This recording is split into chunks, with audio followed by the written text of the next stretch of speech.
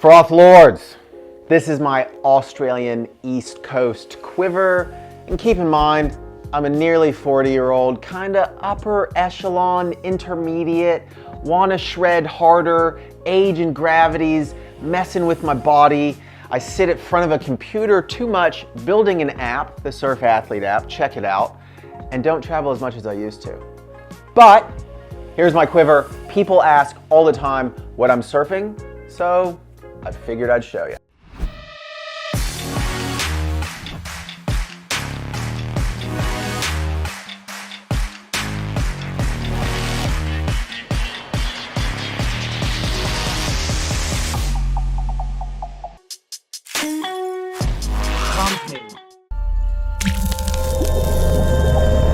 Anyways, if you dig it, like, subscribe. Any board questions you have as you watch this, please post them below. I'm not super board tech savvy, but I know a bit. So let's get into my quiver that's about to go into storage here in Australia because I'm going back to the US. Speaking of that, ramping up surf coaching trips in 2022. Keep an eye out, make sure you're signed up for surf trip notifications.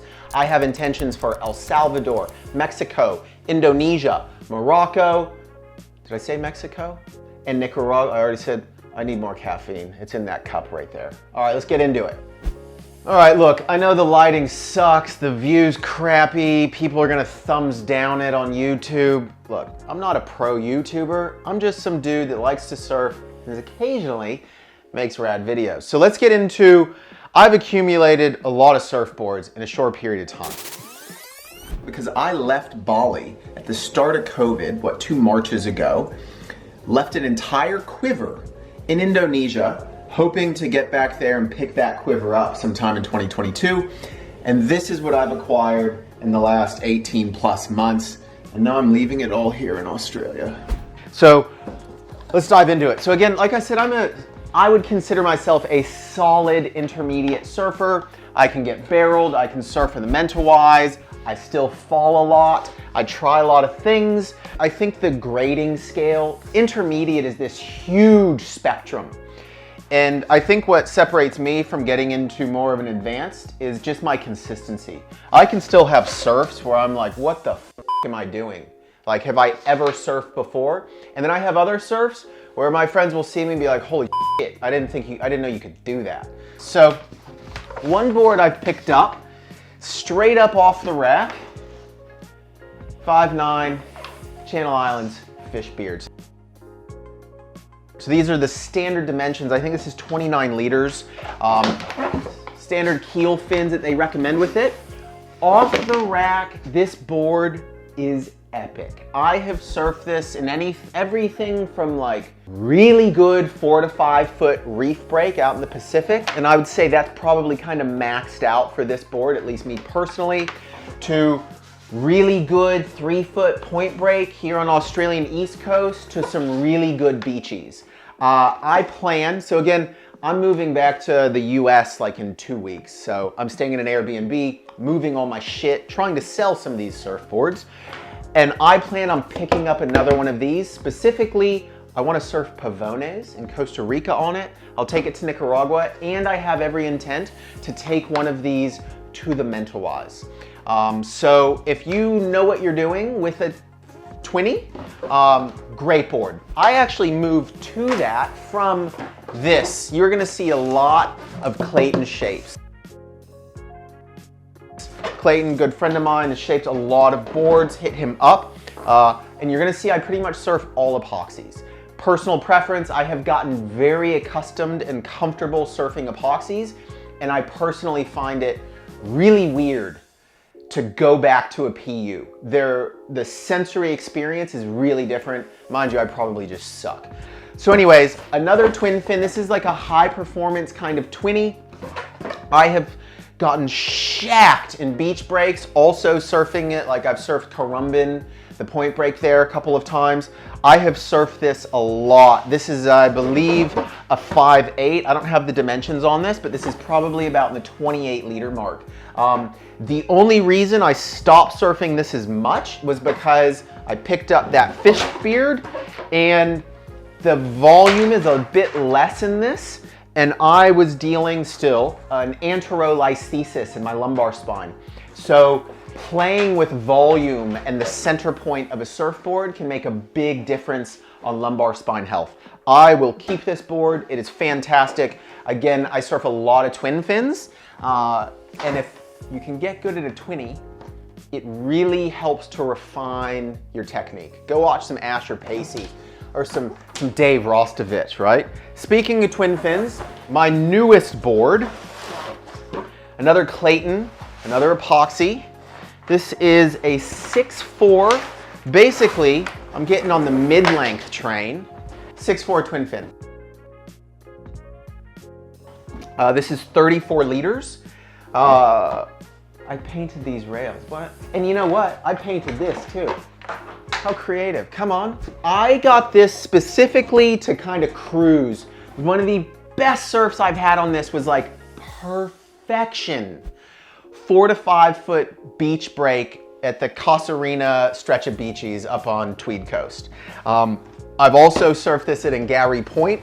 I would really like to get this. I got this specifically shaped with an intent to take to Mexico in 2022. Keep an eye out, crew. Surf trips, they coming back. I don't think I'm gonna take this with me, unfortunately. I'm gonna put this in a bag, store it in a buddy's garage, just because traveling, I've got a lot of flights coming up and I don't wanna take surfboard bags. But this board is beautiful. I would really like to get this at like perfect hollow trees as well. I'm a natural footer, so on my forehand. Again, frothing on the twin fins, if it can explore your surfing, and you've got to be more subtle. You've got to dial in technique rather than just like shoving back foot heavy on a thruster. All right, so next board, speaking of twin fins, MR foamy twin fin. This board is legit. Like, it is no shit. So everybody should have a foamy, right? Get a foamy, pick one up used. I think I picked this up brand new actually for like 250 bucks.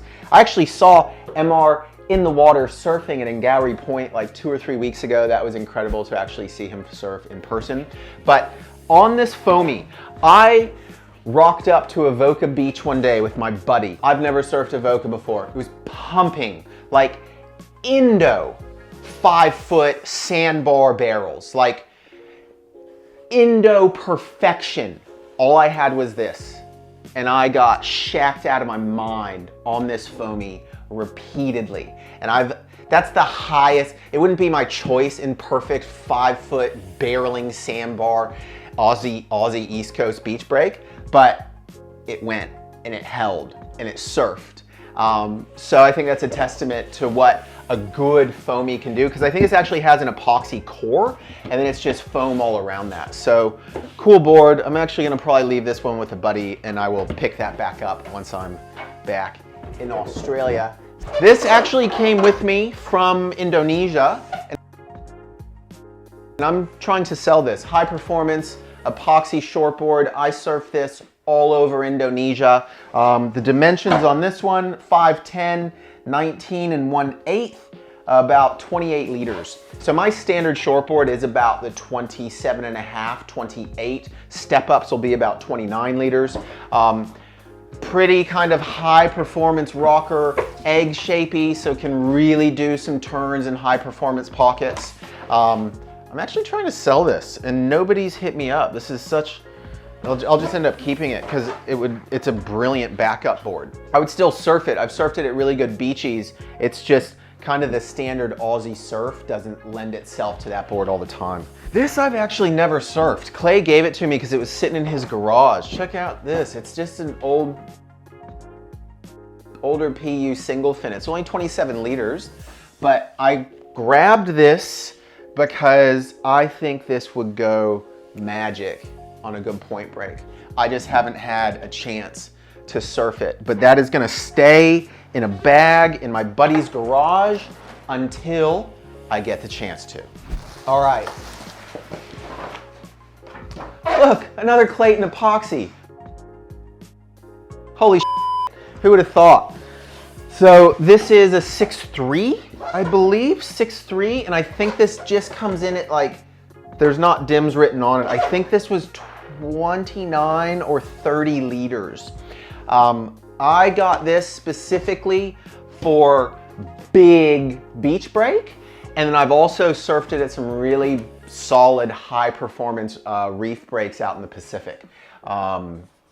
So you'll see another board coming up. Clay started messing with these kind of Electra-esque models. Electra is coming from Weber, and they go fantastic if you are a decent surfer, meaning in terms of technique and movement. So kind of a high performance shortboard step up. I would happily take this to Indonesia with me.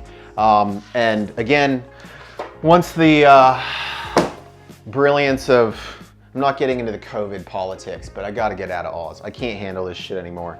The last 2 years of my life, I'm sure a lot of other people watching this, have been the hardest of my life. Mentally and emotionally, I can't take it anymore. So I'm going back to the States. I'm gonna visit my mom and grandma and sister, and then start setting up shop in California for a bit and run some trips in Central America. Last board of the Quiver. This is my high performance shortboard. Surfed in anything from like good 3 to 6 foot plus. I've surfed it at beaches. I've surfed it at reef break. I would take this to Mexico with me. I would take this to Indonesia. This is 28 liters, 5'11". Oh, another Clayton epoxy. Bro, shout out. You can see kind of this Electra model. You can look up Greg Weber Electra. Clay took that, and the board looks weird, right? Like if you start looking at nose rocker, heaps of tail rocker, if you start looking at the width, weird kind of width distribution, you got this crazy like wing hip, the thing goes mad if you can surf well in the pocket. So I've had some incredible surfs on this. Really good reef breaks, some really good beach breaks. I would take this with me if I was taking surfboards. What I'll probably end up replacing this with is if I'm surfing a lot of California or Central America, I'm probably gonna go standard like a Channel Islands New Flyer. This is more performance oriented than like a New Flyer. But if I really kind of went performance, I'd probably go like one of the Lost Driver models, like the 2.0 or something. I've just wanted to surf one of those forever. But this board goes absolutely insane. Despite it looking bizarre, surfs incredibly well. This is what I've accumulated in East Coast Australia since the start of COVID, and now it's gonna be left in a buddy's garage until I return. So if you've got any board questions, post below. I can't believe you watched this much of it so far. Thank you. Shout out to Greg and Jen, localish. If you dig it, please give it a thumbs up, hit like, subscribe, whatever. Hope to see you on a surf trip in 2022.